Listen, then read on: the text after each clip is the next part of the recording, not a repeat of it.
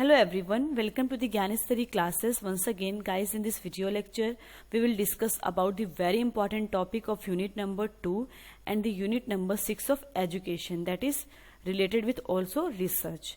Now in this video we will discuss about the types of research, जिसमें कि एक बहुत ही important type of research है, that is descriptive research. हमें इसको बहुत ही ध्यान से समझना है कि descriptive research होती क्या है, इसकी क्या characteristics है और ये किस तरीके से अप्लाई होती है किसी भी एक फिनोमिना के लिए. देखिए बेसिकली क्वेश्चन जब यहाँ से पुटअप होते हैं तो हमें बेसिक डिफरेंस नहीं मालूम होता है कि क्या डिफरेंस है डिस्क्रिप्टिव रिसर्च में, क्या डिफरेंस है एक्सपेरिमेंटल में, क्या डिफरेंस है एक्सपोज फैक्टरों में, हिस्टोरिकल रिसर्च में. तो हमें मेन कैरेक्टरिस्टिक्स समझना है और उस बेसिस पे हमें अपने क्वेश्चंस को सही करने की कोशिश करना है, जो कि एग्जाम में पूछे जाते हैं हर बार. So this is very important topic from the view point of exam. Now what is research? Now a descriptive study is one which information collected without changing the environment. एक डिस्क्रिप्टिव स्टडी एक ऐसी study होती है जहां पर हम information का collection करते हैं विदाउट चेंजिंग द एनवायरनमेंट. परिस्थिति को चेंज किए बिना ही हम इंफॉर्मेशन का कलेक्शन करते हैं, क्योंकि यहां पर क्या होता है, किसी भी वेरिएबल्स में कोई चेंज नहीं कर सकते हैं. ठीक है, नथिंग इज मैन्युपुलेटेड, मतलब किसी भी वेरिएबल्स में कोई भी मैन्युपुलेशन नहीं हो सकता है. डिस्क्रिप्टिव स्टडी ये कहती है it is used to obtain information concerning the current status of the phenomena to describe what exist. Basically क्या होता है कि ये जो डिस्क्रिप्टिव रिसर्च होता है वो व्हाट एग्जिस्ट के क्वेश्चन को अराइज करता है और उसे सॉल्व करने की कोशिश करता है.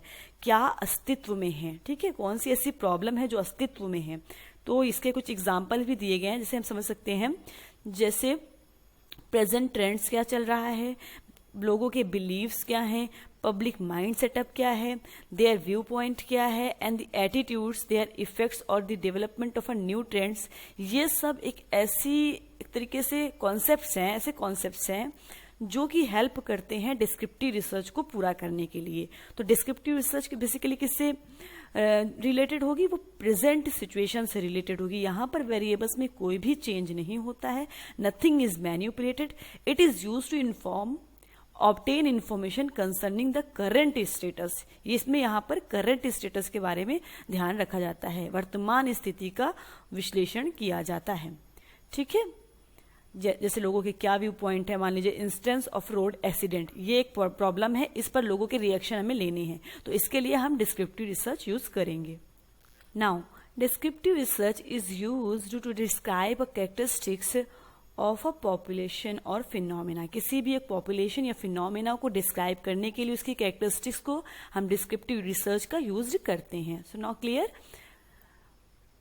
Being studied, it does not answer questions about how, when, why. ठीक है, हाउ, व्हेन, व्हाई, जैसे क्या, कैसे, इन सब का हाउ कैसे, व्हेन कब, व्हाई क्यों. ठीक है, ऐसे क्यों, इन तरीके के जो क्वेश्चंस होते हैं उसका आंसर डिस्क्रिप्टिव रिसर्च में नहीं मिलता है, बल्कि यहाँ पर rather it address the what question. ठीक है, जैसे मैंने बताया कि व्हाट एग्जिस्ट, ठीक है, क्या चीज ऐसी है जो अस्तित्व में है, इस क्वेश्चन को अराइज करता है डिस्क्रिप्टिव रिसर्च और इसी को सॉल्व करने की कोशिश की जाती है ऐसे रिसर्च में. What are the characteristics of the populations और सिचुएशंस बीइंग स्टडी. जो सिचुएशन स्टडी की जा रही है, जो परिस्थिति का अध्ययन हो रहा है, उसकी क्या विशेषताएं हैं, ठीक है, उसका प्रेजेंट में क्या रोल है, उसका क्या स्टेटस है. ऐसे सवालों का जवाब हमें वर्णनात्मक अनुसंधान या फिर कह लें डिस्क्रिप्टिव रिसर्च में मिलता है. आई होप आप लोगों को ये लेक्चर यहाँ तक बात समझ में आई होगी. अब हम इसे हिंदी में भी समझने की कोशिश करते हैं कि वर्णनात्मक अनुसंधान क्या है, क्योंकि बहुत ही इंपॉर्टेंट टॉपिक है ये. क्वेश्चन हर बार यहाँ से पूछे जा रहे हैं, तो हमें अच्छे से इस टॉपिक को समझना होगा. देखिए, वर्णनात्मक शोध ऐसे शोध को कहा जाता है जिसमें वर्तमान हालातों या स्थितियों का रिकॉर्ड किया जाता है. ठीक है, बात हो गई प्रेजेंट सिचुएशन या प्रेजेंट स्टेटस की, और उसका रिकॉर्ड करने के बाद उसका विश्लेषण किया जाता है तथा उसकी व्याख्या की जाती है. ठीक है, ये बेसिकली 3 स्टेप्स में हो गया. पहले वर्तमान स्थिति क्या है, फिर उसका विश्लेषण, देन लास्ट स्टेप उसकी व्याख्या की जाती है. तो इस तरीके से एक वर्णनात्मक अनुसंधान पूरा किया जाता है. इसमें मुख्यतः सर्वेक्षण पद्धति का प्रयोग किया जाता है। बेसिकली जब सर्वेक्षण पद्धति की बात आ गई तो प्रेजेंट सिचुएशन की या वर्तमान स्थिति की बात आ जाएगी, तो वर्णनात्मक अनुसंधान किससे रिलेटेड हो जाएगा? सर्वेक्षण पद्धति से, क्योंकि यहाँ पर क्या सर्वेक्षण पद्धति में क्या किया जाता है? प्रेजेंट सिचुएशन, कोई वर्तमान समस्या का समाधान किया जाता है। ठीक है, तो ये बात हो गई वर्तमान स्थिति का विश्लेषण। कोई आपकी प्रॉब्लम है जो वर्तमान स्थिति से रिलेटेड है, उसका विश्लेषण किया जाएगा, देन उसकी लास्ट में व्याख्या की जाएगी। तो इस तरीके से इन स्टेप्स को फॉलो करते हुए डिस्क्रिप्टिव रिसर्च कंप्लीट होता है। इसको हम एक एग्जाम्पल के जरिए भी समझ सकते हैं। देखिए, जैसे वर्तमान समय में आप एक रिसर्च प्रॉब्लम बनाते हैं कि कोविड-19 पर शिक्षकों का अध्ययन, ठीक है, शिक्षकों के दृष्टिकोण का अध्ययन, ये आपकी वर्तमान समस्या हो गई। ठीक है, अब आप इसका वर्तमान स्थिति को संदर्भ में देखेंगे कि हाँ कोविड-19 कितना ज्यादा प्रभावित कर रहा है लोगों को, इसका क्या इम्पैक्ट है, ये वर्तमान स्थिति से संबंधित हो गया। लोगों से आपने रिएक्शन लिया, उनसे डेटा कलेक्शन किया, देन उसका एनालिसिस कर दिया कि ऐसा ऐसा नकारात्मक प्रभाव है या सकारात्मक प्रभाव है, फिर लास्ट में आप निष्कर्ष पर या आपने कंक्लूजन पर पहुंच गए कि ये इससे रिजल्ट से ये फाइंडिंग्स आई है। तो ये क्या हो गया? ये डिस्क्रिप्टिव रिसर्च का एग्जाम्पल हो गया। Okay, that's it. यहाँ पर भी बात कही जा रही है कि वर्णनात्मक अनुसंधान स्थिति का वर्णन करता है, वर्तमान स्थिति का वर्णन करता है। ठीक है, प्रेजेंट में क्या चल रहा है, क्या समस्याएं हैं, उन समस्याओं का कैसे समाधान किया जा सकता है, ये सब डिस्क्रिप्टिव रिसर्च के माध्यम से पूरा किया जाता है। इन समस्याओं को हल खोजा जाता है। जैसे क्या है, क्वेश्चन व्हाट एग्जिस्ट। अब जैसे क्या है तो ये इस पर कौन सी रिसर्च होगी? इस प्रॉब्लम को सॉल्व करने के लिए हम डिस्क्रिप्टिव रिसर्च का यूज करते हैं। ऐसे प्रश्नों का उत्तर देने का प्रयास करता है डिस्क्रिप्टिव रिसर्च। इसमें मुख्यतः सर्वेक्षण पद्धति का उपयोग होता है। जैसे मैंने बताया कि survey method is related with descriptive method, क्योंकि ये प्रेजेंट सिचुएशन से रिलेटेड है, लोगों के व्यू पॉइंट से रिलेटेड है। इस प्रकार के शोध में ये बहुत ही इंपॉर्टेंट पॉइंट है, आप समझिएगा इसको। देखिए, इस प्रकार के शोध में शोधकर्ता या रिसर्चर वेरिएबल्स पर कोई नियंत्रण नहीं रखता है। ठीक है, वो इंडिपेंडेंट वेरिएबल्स हो, डिपेंडेंट वेरिएबल्स हो, वो आपका नियामक चर हो या फिर कह ले स्वतंत्र चर हो, उस पर किसी भी प्रकार का कोई नियंत्रण शोधकर्ता नहीं रखता है।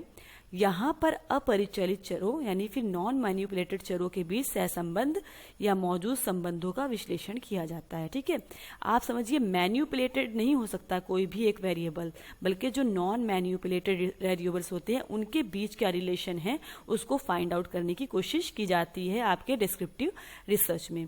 नाउ इसमें जांच परिस्थिति या वातावरण में बदलाव किए बिना ही एकत्रित की जाती है। आप कोई एक प्रॉब्लम की जांच कर रहे हैं, ठीक है, तो उसमें क्या करेंगे, आपके हाथ में ये पावर नहीं होती है कि आप स्थिति को परिवर्तित कर सकें। ठीक है, आप जो है वो आप वातावरण को चेंज नहीं कर सकते, वो सिचुएशन को चेंज नहीं कर सकते, ये आपके हाथ में पावर नहीं होती है।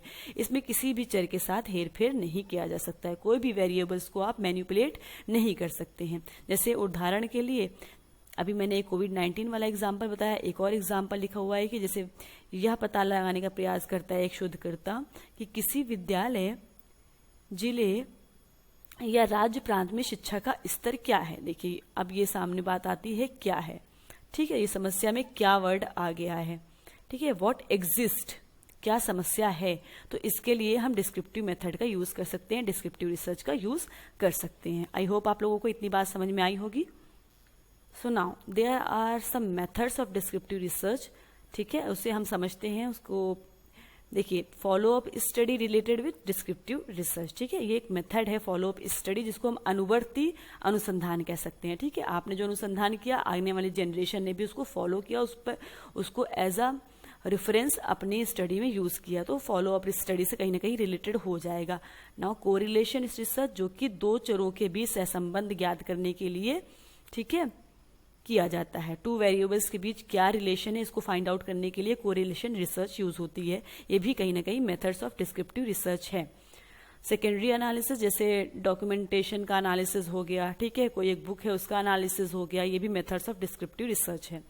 कोई एक पॉलिसी है उसको एनालाइज करना, वो कितनी हद तक समझ लीजिए रिप्रेजेंट कर पाई है किसी चीज को, तो इन सब में सेकेंडरी एनालिसिस में मेथड इस डिस्क्रिप्टिव मेथड से रिलेटेड है। रेप्लिकेशन, ठीक है, ये होता है अनुकरण, रेप्लिकेशन। जैसे आपका रिसर्च बहुत ही अच्छा रहा, आपने टाइम पीरियड में बहुत ही इफेक्टफुल रहा है, तो आने वाली जनरेशन भी उसको एक तरीके से रेप्लिकेट कर सके, ठीक है, अनुवर्त कर सके, अनुकरण कर सके, तो ये हो गया रेप्लिकेशन से related. Now the last one is casual comparative research, ठीक है। कॉजल कंपैरेटिव रिसर्च मीन्स नैमित्तिक तुलनात्मक रिसर्च, आपस में दो वेरिएबल्स के बीच तुलनात्मक अध्ययन, ठीक है। ये हो गया हमारे मेथड्स ऑफ डिस्क्रिप्टिव रिसर्च, जो कि बेसिकली बहुत इंपॉर्टेंट है, ठीक है। हम इसको शॉर्ट में समझ चुके हैं। तो दैट्स इट। आई होप कि आप लोगों को डिस्क्रिप्टिव रिसर्च क्लियर हुआ होगा। अगर आप लोगों को ये वीडियो पसंद आती है तो प्लीज़ लाइक, शेयर और सब्सक्राइब ज़रूर कीजिएगा और जुड़े रहिए ज्ञानेश्वरी क्लासेस के साथ अपने नेट जेआरएफ प्रिपरेशन को और तेज़ करने के लिए और कॉन्सेप्ट को अच्छे से समझने के लिए। इस चैनल को आप अपने दोस्तों के साथ भी शेयर कर सकते हैं ताकि उनकी भी हेल्प हो सके। So thank you so much.